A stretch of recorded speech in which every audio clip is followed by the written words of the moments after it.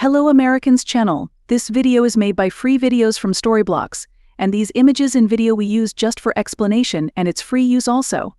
Diver finds strange underwater building, then he learns what it actually is.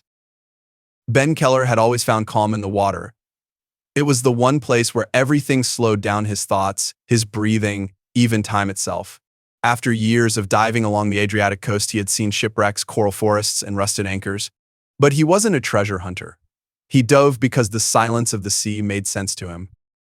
That September, Ben planned a solo dive just off the coast of Puglia, where he'd heard vague talk of a strange structure lying beneath the surface.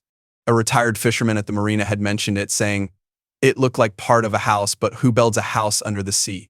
Most people laughed it off. Ben didn't. Equipped with his usual gear and an underwater camera, Ben launched his small boat from a quiet cove. The weather was perfect: calm seas, bright sun, and good visibility forecasted. He dropped anchor a few hundred meters offshore and took a slow breath before descending. The first few meters were the usual blur of fish and flickering light. At around 20 meters down, the water cleared. That's when he saw it: not a shipwreck or reef, but something rectangular jutting from the seabed. He swam closer, heart quickening. What he found startled him: an actual stone wall. Smooth, man-carved, and connected to other walls, forming a corner. It wasn't nature. It was architecture. The stone had an olive-gray hue, overgrown in places with algae and barnacles. As he traced its outline, Ben noticed an arched doorway, its top half still intact.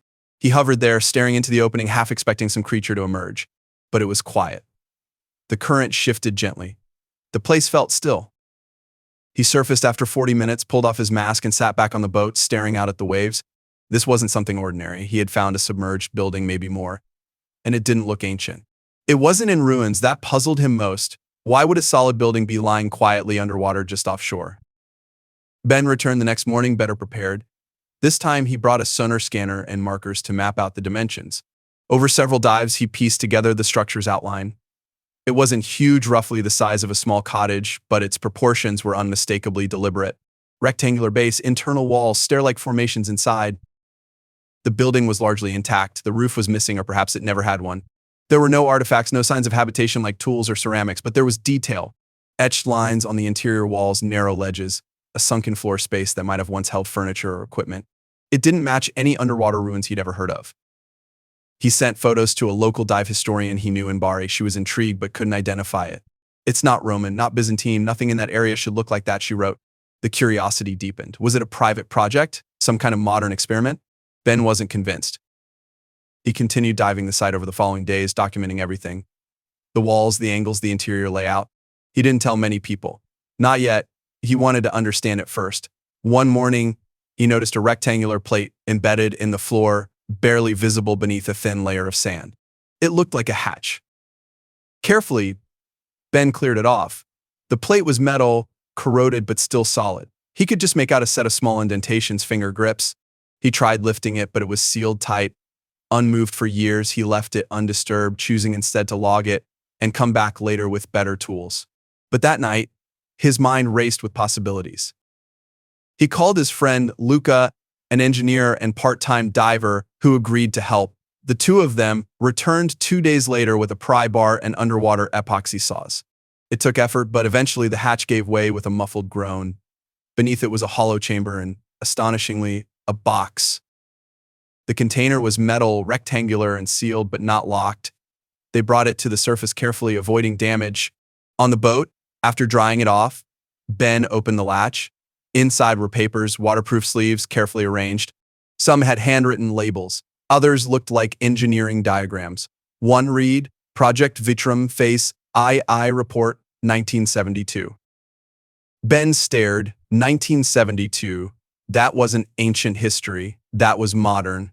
The pages included notes, sketches, measurements, an entire binder of technical detail. One paper bore a faded stamp from a research institute in Milan. This wasn't some rogue build. It had been funded. Legitimate. Planned. As Ben read through the materials that evening, a story began to take shape. Project Vitrum had been a collaboration between Italian marine researchers and experimental architects. The idea was to explore underwater habitation not as a survival strategy, but as a form of therapy, a study in silence, pressure, and isolation for mental health purposes.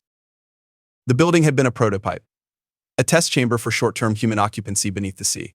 Volunteers would spend hours, sometimes overnight, within the structure, documenting their emotional states and reactions. The project had lasted only 2 years before funding was pulled, leaving the facility sealed and abandoned. The team had assumed the sea would reclaim it. Ben was stunned. He had found not a ruin, but a forgotten experiment, a scientific relic. It explained the structure's integrity, the lack of traditional artifacts, the strange hatch. Everything made sense now. The building wasn't meant to be lived in, but experienced. Quietly. Briefly. He contacted the now retired institute. They confirmed the project's existence. That building was one of the earliest underwater psychological labs in Europe. A former researcher emailed him. We never thought anyone would find it again. They offered to send archival photos and details. Ben asked if he could visit some of the people who had worked on it. 2 weeks later, he sat across from Professor Livia Mancini in a modest apartment in Genoa. She had been 29 at the time of the experiment, working as a field psychologist. Her eyes lit up when Ben showed her the photographs. I can't believe it's still there, she said, voice trembling. We called it the House of Stillness. She spoke fondly of those months of lowering into the structure, of the unnatural calm it induced. It was like being inside a breath that never ends, she said. We found that even short exposure reduced anxiety and stress in every volunteer. But in the 70s, funding something invisible was hard. The ministry wanted results, not feelings. She hesitated, then opened an old folder. Inside were grainy photos. A young man sitting cross-legged inside the chamber. Scribbled notes on his reactions. Among the papers was a short handwritten essay written by one of the last test subjects before the project ended.